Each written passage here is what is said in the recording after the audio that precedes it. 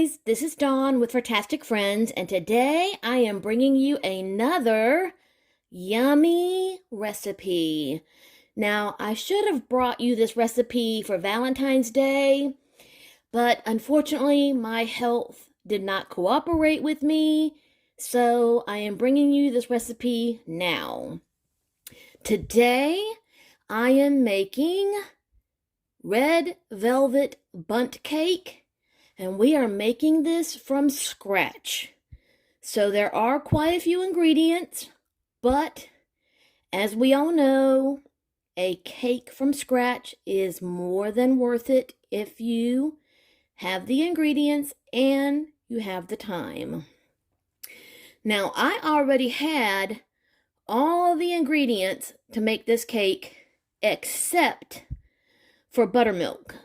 This recipe actually calls for a quarter cup or half a cup, I think it's a half a cup of buttermilk, and that is something I don't keep on hand. So I had to wait until I had some buttermilk. But other than that, everything else is something I already keep in my pantry or fridge. So let's go ahead and get started. I have already creamed 3 cups of sugar and 1.5 cups of butter in my mixer, because since that takes a while and it's noisy, I went ahead and got that out of the way. So now I am going to go ahead and start adding my eggs. Now there's a total of 6 eggs in this recipe. I'm going to add them one at a time. And in this bowl over here, I have how much? I have 3 cups of all-purpose flour, 2 teaspoons of baking powder. Now that's not baking soda, that's baking powder, and a 1/2 teaspoon of salt, and a 1/4 cup of unsweetened cocoa powder. And I've whisked all that together in this mixing bowl right here that I have to the side. Okay? Then I have my 1/2 cup of buttermilk. I also have some red food coloring that we're going to add just a little bit to the batter. I also have 2 ounces of cold brewed coffee. I also have a 1/2 cup of sour cream. And I have a teaspoon of distilled vinegar. And we're going to add 2 teaspoons of vanilla. So guys, let's throw this batter together, and we're going to throw this into a preheated 325-degree oven, because this is going to bake for about an hour and 10 minutes, maybe an hour and 15 minutes, depending on everybody's oven, but we'll see how long it takes in my oven. So guys, let me go ahead and start my mixer back up, and let's start adding in these eggs. Now, I don't like to crack my eggs directly into the bowl. I like to crack them into a separate bowl so that I can make sure I don't have any shells that go into the batter, because you don't want to ruin all your hard work trying to fish out shells that get into this bowl, and you can fish them out of a little bowl instead. I'm going to need to speed that up. And then once that egg is incorporated, just add your next egg. And I am using my new Bundt pan, because I have a feeling this is going to make a lot of batter, and so I don't want it. Now see, that's what happened. I got a shell in that little bowl. And I don't want the batter to overflow on my smaller Bundt pans like it did with my 7-Up pound cake that I made recently.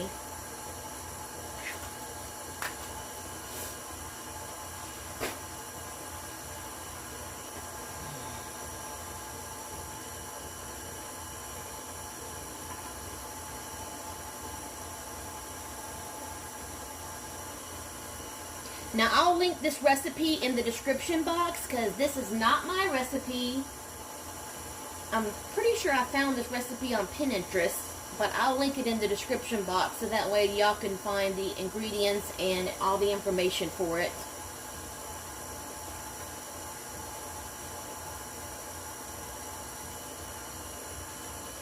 Okay, now we've got all of our eggs added.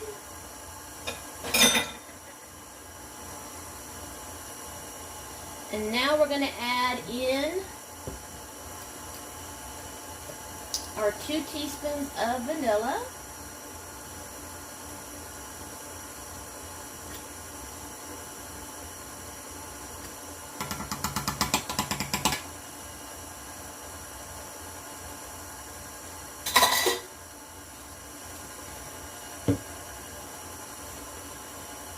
And we're going to add in our 1/2 cup of sour cream.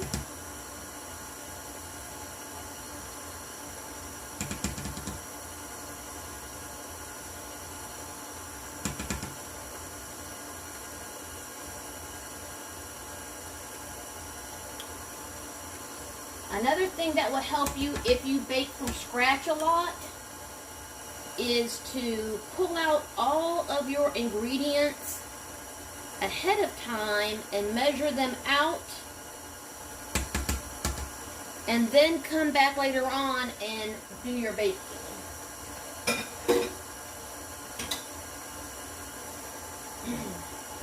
And now I've got my coffee. And if you're wondering why I'm adding coffee or why the recipe adds coffee, it's just to enhance the chocolate flavor of the cake.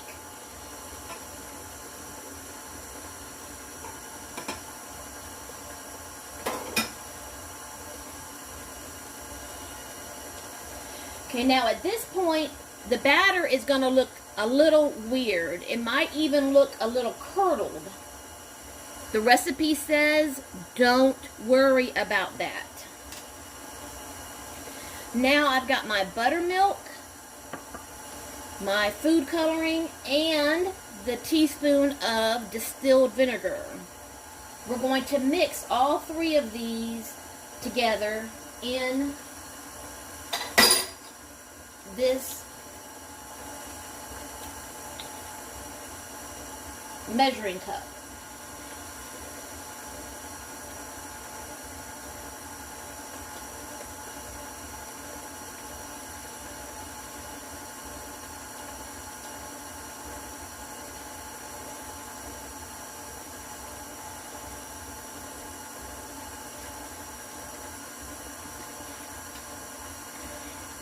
Don't re-dip your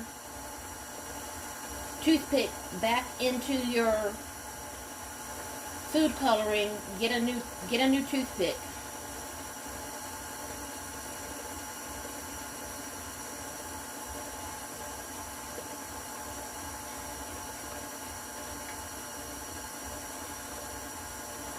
And I might not have to get another toothpick because I don't think I got enough.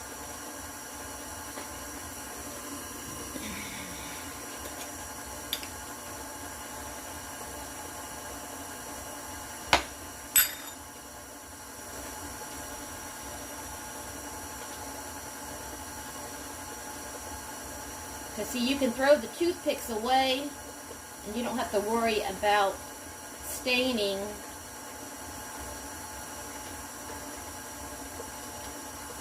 any of your other kitchen utensils.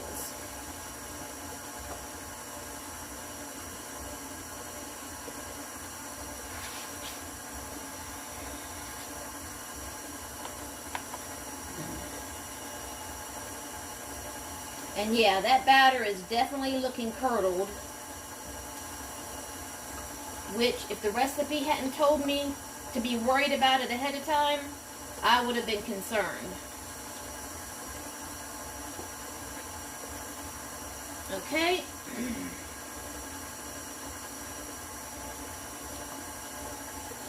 So now I'm going to whisk that together.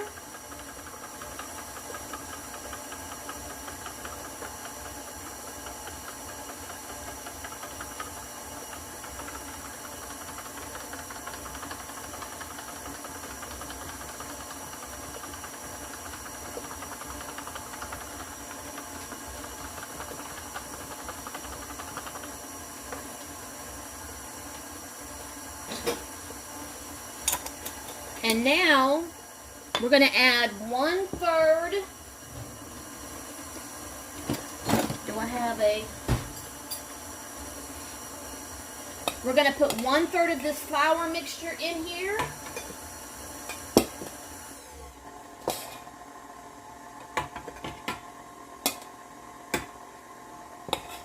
And 1/2 of our buttermilk mixture.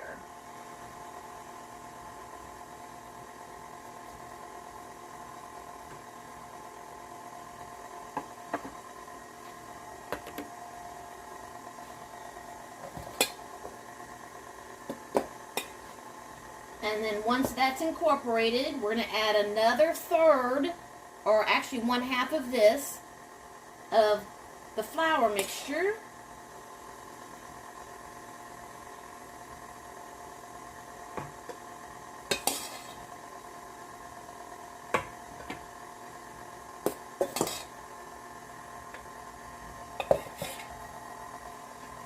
And then the rest of our buttermilk red mixture.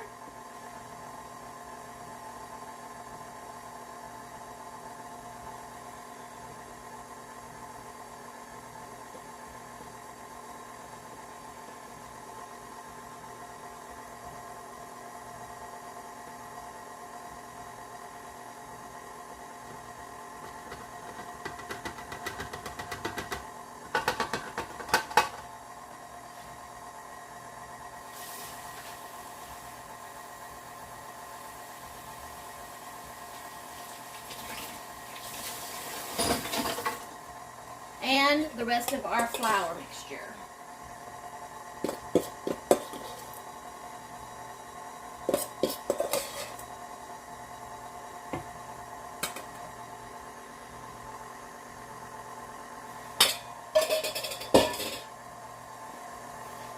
And now I'm going to turn that up and just give it a good mix.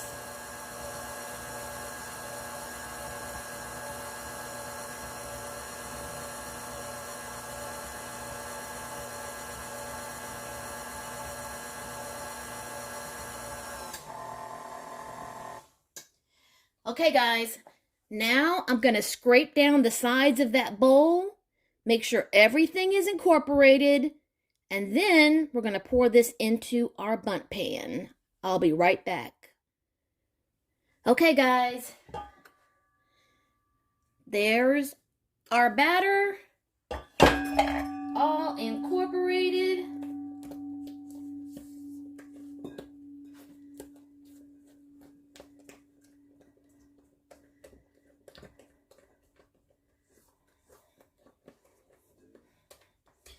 And just as I suspected, it made a lot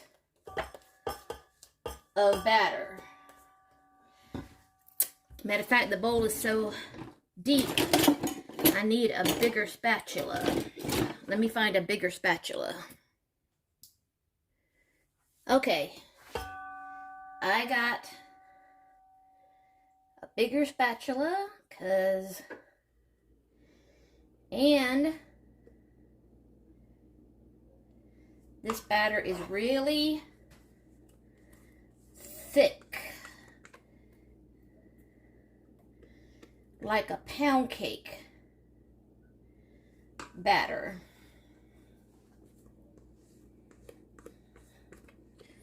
So as you can see, it's not really just pouring out.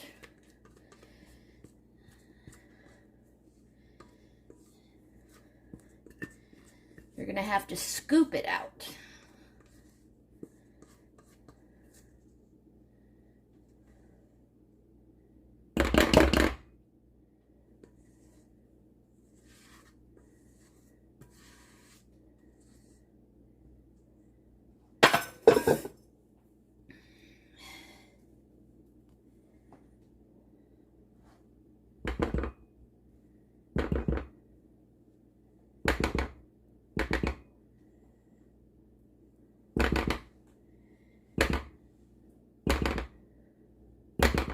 And that's probably why it will have to bake for the 70 or 80 minutes.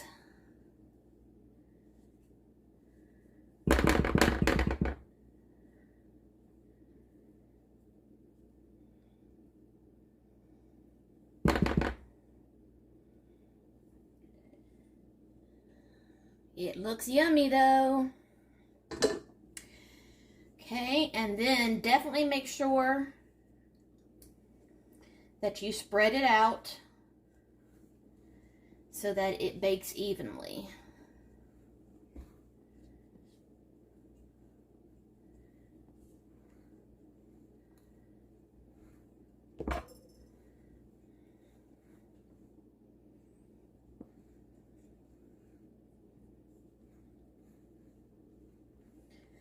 Okay guys, there we go. And I'm going to put that in the oven at 325. And as soon as it's done, I'll be back to show you the cake. And we also have a cream cheese glaze to go on top. Okay guys, I just took it out of the oven. And it was done in less than the 70 minutes. So definitely check your oven. See, there was my timer set for 70 minutes. So see, I was checking it before the timer even went off. So it was done before the 70 minutes was even up. So definitely check your oven. I would say check it at an hour. And then check it every 5 minutes after that so that it doesn't over bake. But I took it out and I've got it on a cooling rack. So now I just need for it to cool. And then we will put on the cream cheese glaze that just drizzles on top. And I can already tell that I did not use enough red food coloring because it's only a pale red. So that will be something that I'll need to keep in mind if I make this again, is that I need to use a lot more red food coloring. But that's okay. The food coloring is just there for color. It's not there for taste. So let's go ahead and let this cool, and we'll come back and make the cream cheese glaze. Okay guys, our cake is 100% cooled because you want to make sure that this cake is cooled before you put on your cream cheese frosting or drizzle. Now for your cream cheese drizzle, you want 1 ounce of cream cheese at room temperature, that's important, 1 cup of powdered sugar, 1/4 teaspoon of vanilla, a smidge of salt, and then anywhere between 1 to 2 ounces of milk. I've gone ahead and made my drizzle, and I actually did not need the full 2 ounces of milk. You may need the full 2 ounces depending on where you are, depending on humidity, things like that. So make sure you just, excuse me, that you have the 2 ounces on hand just to be on the safe side because you might need the full 2 ounces. Go ahead and mix up your glaze, and here is our beautiful cream cheese glaze or drizzle, because that's what we're going to do. We are now going to just drizzle this over our cake.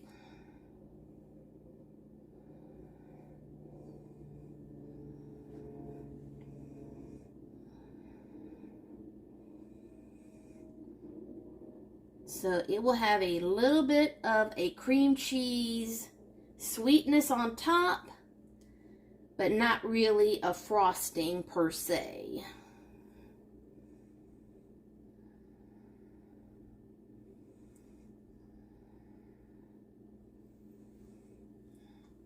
Now, if you want your drizzle a lot thinner than this, go ahead and add more milk. Or, if you want your drizzle a lot thicker than this, then just add less milk.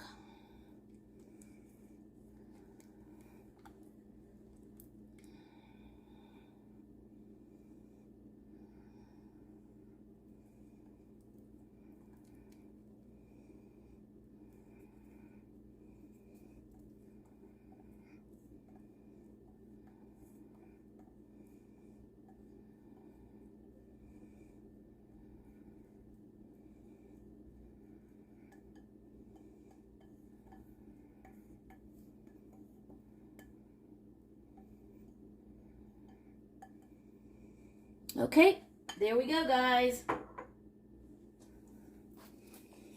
And our cake is done. I'm going to go ahead and let that sit. And then we'll be back later on after dinner. And we're going to cut a slice. And we're going to see how it tastes. So I'll be back in a little bit. Okay, guys. It is time to cut in to this cake and have a taste. Too bad it's not going to be as red as it should be. It's probably more chocolate looking. Yeah, it is. Because I didn't use enough red food coloring.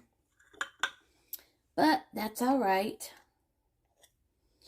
So, let's just see how it tastes though.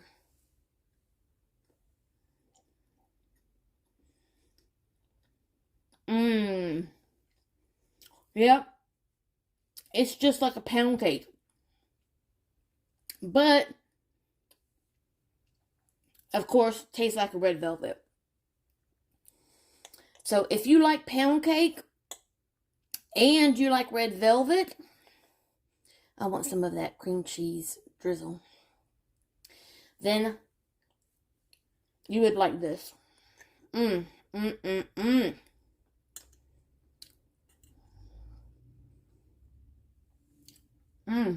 Oh, I'm picking out on that cake. So, I mean, you don't need the red food coloring. I mean, the red food coloring is just there because that's what makes red velvet cake red. And the recipe does call for a full 1 ounce of red food coloring. That's a lot. And I didn't realize that I wasn't using enough to make it red. But oh my goodness, that cake is so, ooh, that's so yummy. I'm going to have to freeze some of this though because that's a lot of cake. But that's okay because whenever I'm in the mood for some of this cake, all I got to do is take it out of the freezer. So guys, I will link the recipe in the description box. And don't forget that if you do really want the red part of the cake, you are going to need a lot of red food coloring to make it red. That's just to let you know, okay? So guys, if you're new to my channel, I hope that you will take just a second to hit the subscribe button and also hit that like button so that way you will let the YouTube algorithm gods, whatever it is, let them know that you liked my video and that you like my channel. And as always, love, hugs, and kitty kisses. See you guys next time.